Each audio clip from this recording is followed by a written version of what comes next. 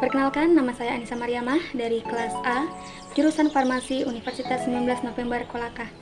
Di sini saya akan menjelaskan mengenai bagaimana mekanisme kerja obat ondansetron. Ondansetron. Obat ondansetron merupakan obat yang digunakan untuk mencegah serta mengobati mual dan muntah yang biasa disebabkan oleh efek samping dari kemoterapi, radioterapi, ataupun dari operasi. Ondansetron adalah antiemetik atau anti-mual yang dapat membantu mengendalikan mual dan muntah. Obat ini termasuk dalam kelompok antagonis reseptor serotonin atau reseptor 5-HT3. Reseptor serotonin 5-HT3 terletak di terminal saraf-vagus di perifer dan terpusat di zona pemicu kemoreseptor di area postrema. Serotonin adalah neurotransmitter yang dapat menyebabkan efek mual dan muntah. Di samping terdapat struktur dari obat ondansetron dan struktur dari serotonin. Mekanisme kerja obat ondansetron. Pada tahap pertama, obat ondansetron akan secara selektif mengikat reseptor di pusat muntah yang terletak di batang otak. Lalu tahap kedua, dia akan memblokir jalur persinyalannya.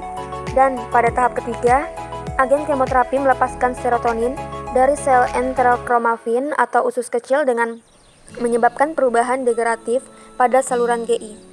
Serotonin kemudian merangsang reseptor saraf-vagal dan splenococcus yang memproyeksikan ke pusat muntah medular serta reseptor 5-HT3 di daerah postrema, sehingga memicu refleks muntah menyebabkan mual dan muntah. Lalu di sini terdapat dari obat ondansetron, di mana nama umumnya adalah ondansetron hidroklorida, nama mereknya adalah Zofran. Bentuk dari sediaan obatnya adalah tablet oral, infus intravena, suppositoria, suntikan atau injeksi. Di samping terdapat obat dari ondansetron atau obat yang beredar di pasaran. Lalu, ondansetron atau Zofran. Zofran memblokir tindakan bahan kimia dalam tubuh yang dapat memicu mual dan muntah. Zofran adalah reseptor antagonis 5-HT3. Salah satu bagiannya adalah untuk mengurangi aktivitas di saraf vagus. Saraf vagus akan mengaktifkan pusat muntah di medula oblongata. Zofran tidak memiliki efek pada reseptor dopamin atau muskarinik. Di sini ada pemberian ondansetron atau Zofran, di mana pemberian yang pertama itu pada mual dan muntah akibat kemoterapi, yang kedua mual dan muntah yang diinduksi kemoterapi, yang ketiga mual dan muntah pasca operasi, yang keempat pemberian obat ondansetron terhadap pasien yang mengidap penyakit gastroenteritis, dan yang terakhir pemberian obat ondansetron terhadap dosis pediatrik. Di sini terdapat penerapan tergantung pada rute pemberian obat ondansetron, di mana pemberian secara intramuskular, obat akan diserap selama 40 menit, sedangkan secara intravena, obat akan diserap selama 10 menit, dan oral akan diserap selama 1,6 jam hingga 2 jam. Di sini terdapat farmakokinetik dari obat ondansetron, di mana waktu mula kerjanya selama 30 menit. Absorpsi secara oral 100% nonlinear. Absorpsi terjadi dengan peningkatan dosis oral. Distribusi obat ondansetron pada anak-anak 1,6 sampai 1,7 liter per kilogram, di mana peningkatan protein yang terjadi dalam plasma sebanyak 70 sampai 76%. Metabolisme terjadi secara luas di dalam hati melalui hidroksilasi, diikuti oleh konjugasi glukuronoid atau sulfat. Bioavailabilitas secara oral 50-70% karena metabolisme awal yang signifikan. Waktu paruhnya pada anak-anak 3-7 tahun sama dengan 2,6 jam. 7-12 tahun selama 3,1 jam. Pada orang dewasa 4-5 jam. Eliminasi terjadi dalam urin dan feses, diperoleh kurang 5% obat induknya. Clearance atau ekskresi pada anak-anak 3-7 tahun 0, liter per jam per kilogram. 7-12 tahun 0,39 liter per jam per kilogram, dan pada orang dewasa 25-50,7 liter per jam per kilogram pada kondisi normal, dan 16-32 liter per jam per kilogram pada pasien pengidap kanker.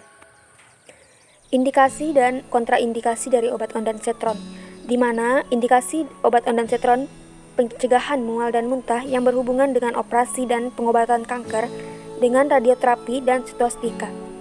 Kontraindikasi hipersensitivitas, dan penyakit hati.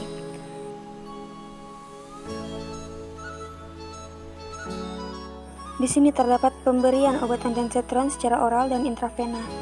Dapat dilihat pada slide, namun anak-anak usia kurang dari 4 tahun, FDA tidak menyetujui pemberian obat oral bagaimanapun penggunaan dosis tersebut. Selanjutnya, efek samping dari obat ondansetron.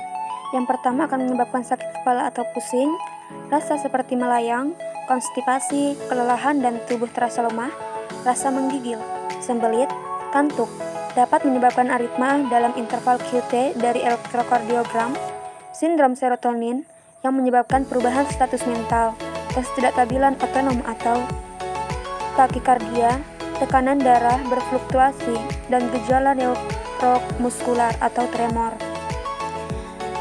Selanjutnya terdapat interaksi ondansetron dengan obat lain, di mana yang pertama itu penurunan efektivitas dari ondansetron jika digunakan dengan obat penginduksi CYP3A4 yang kuat, seperti carbamazepine, phenytoin, atau rifampicin.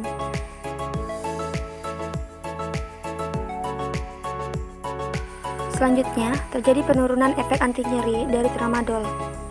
Selanjutnya, peningkatan efektivitas ondansetron jika digunakan bersama dexamethasone sodium phosphate.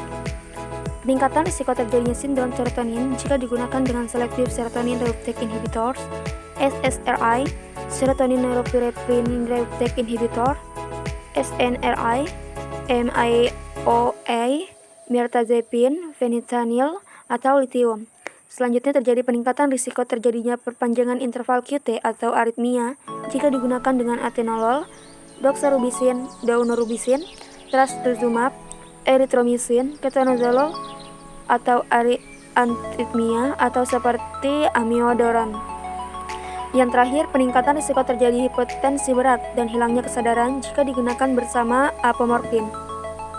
Penyesuaian dosis obat ondansetron. Yang pertama terhadap penyakit hati. Ketika pasien mengidap penyakit hati yang berat, maka dapat mempengaruhi clearance ondansetron karena obat disekresikan melalui metabolisme hati. Sedangkan penyakit hati ringan tidak diperlukan penyesuaian obat ondansetron. Pada pasien yang mengidap penyakit ginjal, tidak diperlukan penyesuaian dosis karena penyakit ginjal tidak berhubungan dengan obat ondansetron. Konseling terhadap pasien. Yang pertama itu pemberian obat. Berikan obat sesuai resep. Yang kedua, menghentikan obat. Jika obat dihentikan, harus sesuai kebutuhan obat. Tidak boleh digunakan dalam jangka panjang, harus mengikuti petunjuk pada resep. Dan ketiga itu meningkatkan dosis. Jangan menggunakan dosis obat melebihi dari dosis 16 mg. Itulah mengenai mekanisme kerja obat dari ondansetron. Thank you for watching. Wassalamualaikum warahmatullahi wabarakatuh.